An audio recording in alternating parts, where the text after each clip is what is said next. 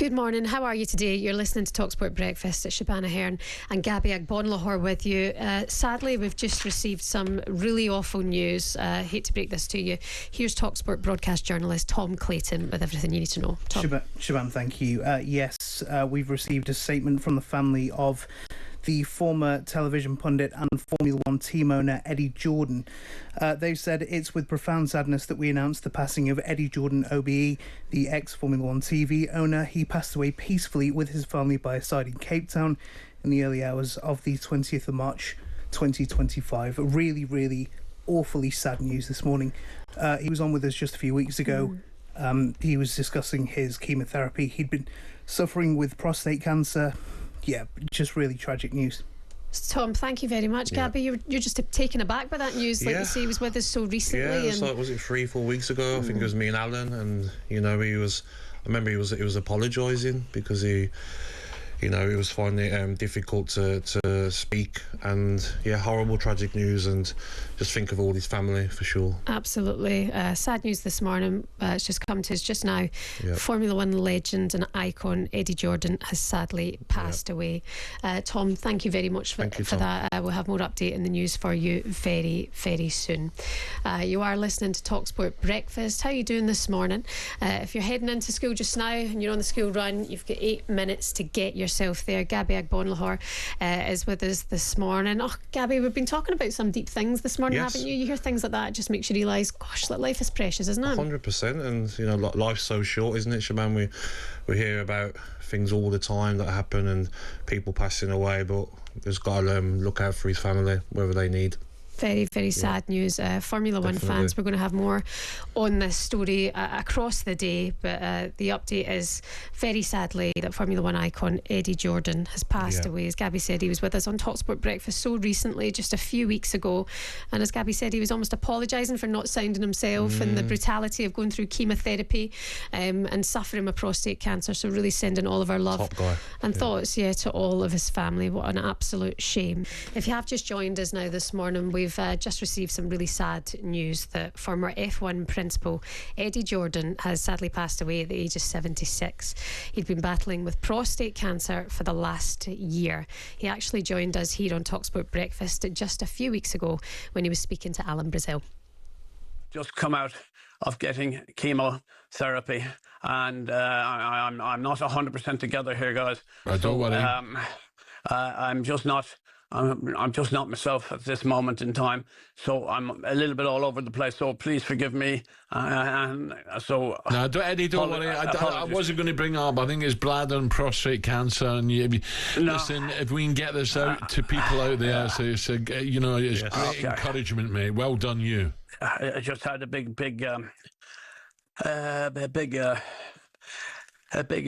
yesterday, so I'm sorry, I'm not quite myself. No, you take care. Oh gosh, that's so heartbreaking just to hear that back from a few weeks ago. Everyone here at talkSPORT thinking of Eddie Jordan's friends and family at this difficult time. I remember listening that morning, hearing that. Gabby, you were working that day? I was working with Alan. It was very hard to hear. You could see, in his breathing how difficult it was for him. So horrible. Rest in peace. Definitely. Yeah, absolutely. Joining us now to pay tribute to the life of Eddie Jordan is someone who's worked in Formula One for over 30 years. Please welcome to the show James Allen. Good morning, James. Good morning, James. How are you? I imagine you're very broken by this news today. Yeah, I'm really sad. I knew Eddie very, very well and had a lot to do with him over the years, both when I was commentating with ITV and as a journalist, and also I was also a patron with him for many years at Click Sergeant, the Children's Cancer Care Charity, and Eddie and his wife Marie raised millions and millions of pounds for what they call home away from home, which is when families have got children being treated, for example, in London for cancer, but they don't come from London. Where do the families stay? And Eddie and Marie raised millions and millions of pounds to buy properties around Euston, around Great Ormond Street and things to kind of try and create a natural environment, or a normal environment, if you like, for families. So that's the sort of side of Eddie Jordan that people don't know. But obviously the side they do know is a very flamboyant character, born in Dublin, used car dealer, carpet salesman, tried his hand at racing, was pretty good, but not realised he wasn't going to be good enough to make it as an F1 driver himself, started his own team, unbelievable wheeler dealer, manager of racing drivers, managed to get his team up to Formula One level, and actually had a best finish in Formula One in 1999 of third in the World Championship. And I think they won 5 Grand Prix over the years. Many teams have come into Formula One and never got anywhere close to winning a race, let alone 5. And Eddie had an amazing career, and was just a wonderful, wonderful, very, very funny character. Oh, it's so sad to hear, and obviously the legacy that he leaves in the sport as well. I mean, you've just touched on that there. James, talk to us about the people that he's touched along the way as well in his career. Well, I mean, a lot of people. So if you go back to before he came into Formula One, he was running a Formula 3 team, which is obviously that staircase, that ladder up to F1.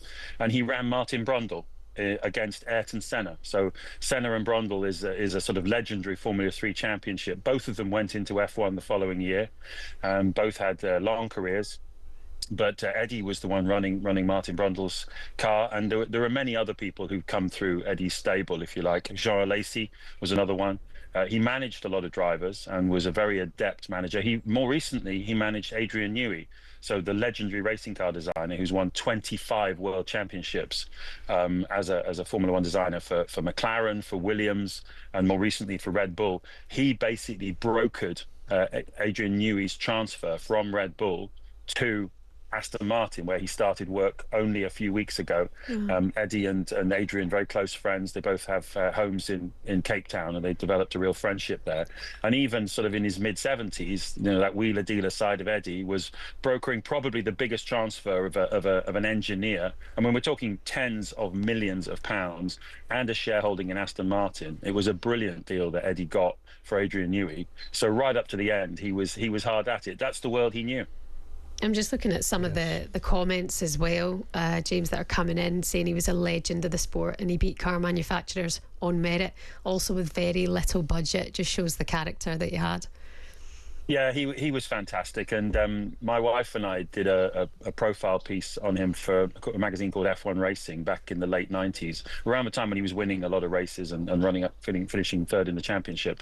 And we took him back to Dublin for his 50th birthday. Lovely. And my wife took some amazing black and white pictures of him and his mother in a pub called Doherty and Nesbitt's in Dublin, and she's having a sort of glass of sherry and he's got a pint of Guinness, and he's then playing the drums on Temple Bar, and he's doing all his gestures over the bar taps, and it was a fantastic memory. I remember being in the back of the car with them, and they were having an argument about who was the better liar of the two of them, because he got a lot of his characteristics from his mum, who was a huge personality. His dad was a quiet guy, used to work for the gas board in Ireland, just liked a quiet life, but his mum was an absolute firecracker. And they were having an argument about who was the better liar, which was hilarious. And then a few hours later, I was asking him questions. I said to him, which quality in other people do you most dislike? And he went, quick as a flash, he went, dishonesty. So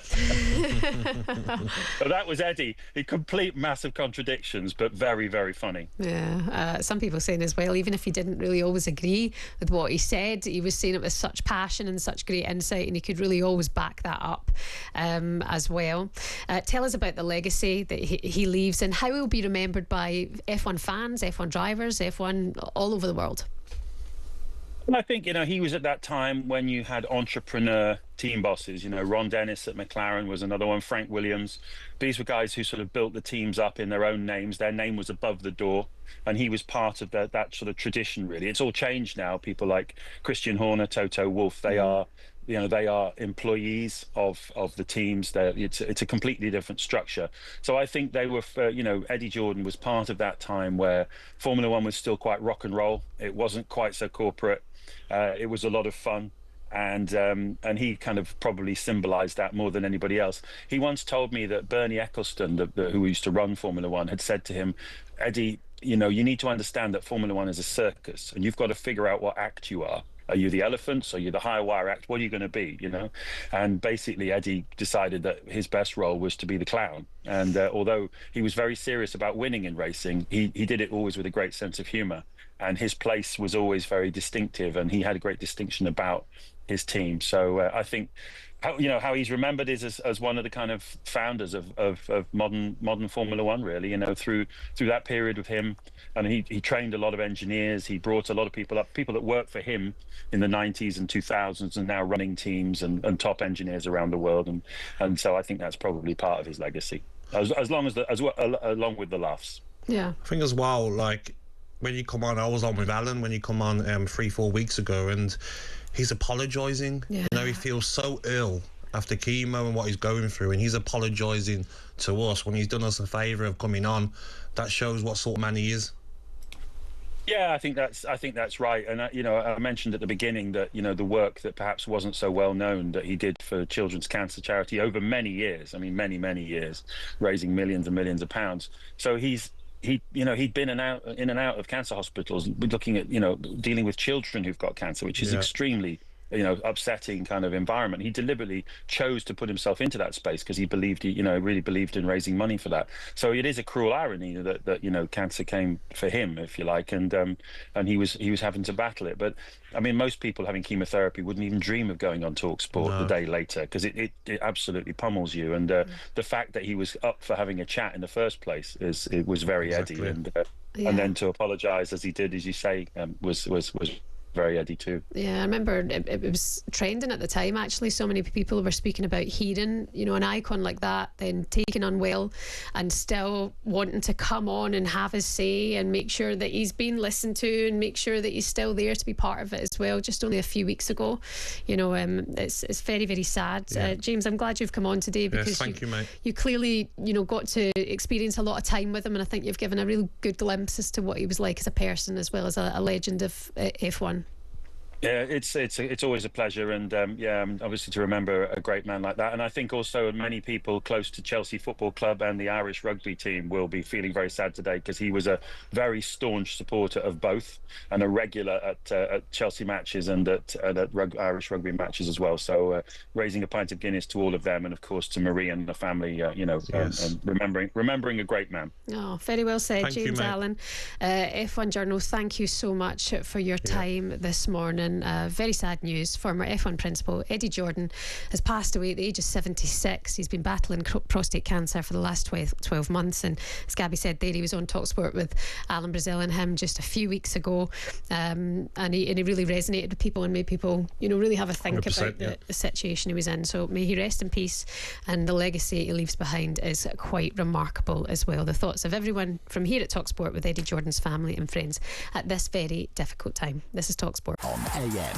on DAB, via the talkSPORT app and on your smart speaker. talkSPORT.